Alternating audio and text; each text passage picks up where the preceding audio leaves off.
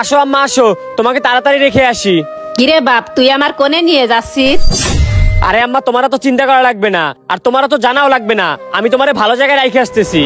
কিরে রফিকুল, তুই আমারে নিয়ে কই যাস? ও ভাই, তোমার তো বলাই হয় নাই, আমি আর ছোট মিলে একটা ডিসিশন নিছি। ডিসিশন নিছিস মানে? কি ডিসিশন নিছিস? শুধু শুধু আমারে বাসায় রেখে কি লাভ?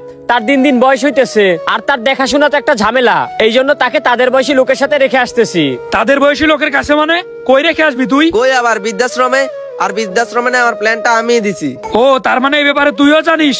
এই মা বাড়িতে থাকলে সমস্যা হচ্ছে কি? তোরা এই ধরনের কাজ কি জন্য করবি? বৃদ্ধাশ্রমে রাখা লাগবে কেন? বাড়িতে থাকে কি করব? বাড়িতে তো তার কোনো কাজ কাম নাই। আর বাপটাও মারা গেল কিছুদিন আগে, এখন সে বাড়িতে থাকে আর কি করবে? তার থেকে ভালো ওনারা যদি বৃদ্ধাশ্রমে রেখে আসি, ওইখানেই ভালো থাকবে। আরে ভাই, ও ঠিকই বলছে, তুমি ঝামেলা করো না। আর আমারে যদি বৃদ্ধাশ্রমে রাইখে আসি, তাইলে আমাদের ভালোই হবে। ভালো হবে মানে? এই কি ভালো হবে? শোনো ভাই, আমারে বৃদ্ধাশ্রমে রেখে আসার সাথে সাথে আমরা জমি জমা সব ভাগ করে নেব। আর আমারে যদি বৃদ্ধাশ্রমে না রেখে আসি, আমার দায়িত্ব নেবে কে? আমার দায়িত্ব কে নিবে মানে? আমার দায়িত্ব নিতে তোদের সমস্যা হয়ে যাচ্ছে? হ্যাঁ, অবশ্যই সমস্যা হচ্ছে। তুমি কি দায়িত্ব নিবা?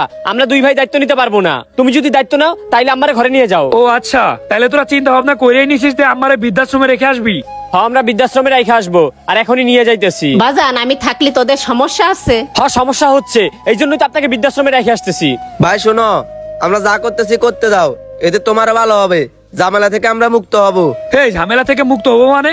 মাকে তোদের কাছে ঝামেলা মনে হয়? শুধু আমাদের কাছে না, তোমার বইয়ের কাছেও। আর আমরা সবাই মিলে এই প্ল্যানটা করছি।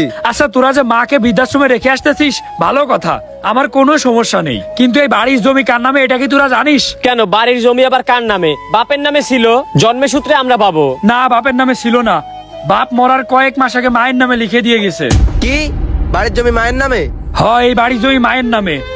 আল্লাহ, আমি কত বড় পাপ কাজ করতেছিলাম। আম্মা চলো চলো, বাসায় চলো, তোমার বৃদ্ধাশ্রমে যাওয়া লাগবে না, চলো।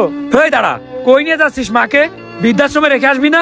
আরে না ভাই, তুমিও না, ছোট ভাইরা একটা ভুল করতেছে, সেই ভুলটা তুমি ধরাই দিবা না। এখন যেই শুনলি জমি মায়ের নামে, হঠাৎ করে নিজের ভুলটা বুঝে গেলি? আরে না ভাই, বিষয়টা তেমন কিছু না। আমরা কি মারে বৃদ্ধাশ্রমে রেখে আসতে পারি?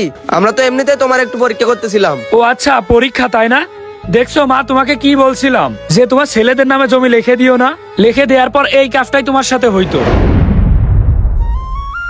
কি ব্যাপার আম্মা, কি হয়েছে? আমারে ডাকলে কেন? বাজান, আমি আর কয়দিন বাঁচবো তার তো কোনো ঠিক নেই। আমি চাচ্ছি বাড়ির জমি তোদের 3 ভাইয়ের নামে লিখে দিতি। কি ব্যাপার আম্মা, জমি তুমি লিখে দিবা কেন? জমি না আব্বার নামে? না, জমি তো তোর আব্বা আমার নামে দিয়ে গিয়েছে। ও আচ্ছা, জমি তোমার নামে দিয়ে গিয়েছে। কিন্তু আম্মা, আমাদের কোনো ভাইয়ের নামে তোমার জমি দেওয়ার দরকার নেই, এতে তোমারই সমস্যা হবে। কেন, আমার আবার কি সমস্যা হবে? না আম্মা, আমি দেখেছি ছেলেদের নামে জমি লিখে দেওয়ার পরে মা বাপের আর কোনো খোঁজ রাখে না। আমাদের নামে জমি লিখে দেওয়ার কোনো দরকার নেই। তুমি কয়েকদিন ওয়েট করো, আমি যে এই কথা কি জন্য বলতেছি তুমি বুঝে যাবে। আরে দেখো ভাই, আমরা ছোট ভাই হিসেবে একটা ভুল করে ফেলছি, এখন আর কি করার? তুমি আমারে মাফ করে দাও আম্মা, তুমি আমারে মাফ করে দাও। মাফ করে দিবে তাই না? তোরা যে কাজটা করছিস সেটার কি কোনো মাপ হয়? নিজের বিবেককে প্রশ্ন কর। আমি মনে করি কোনো মা বাপেরই উচিত না মৃত্যুর আগে সন্তানের নামে জমি লিখে দিয়া।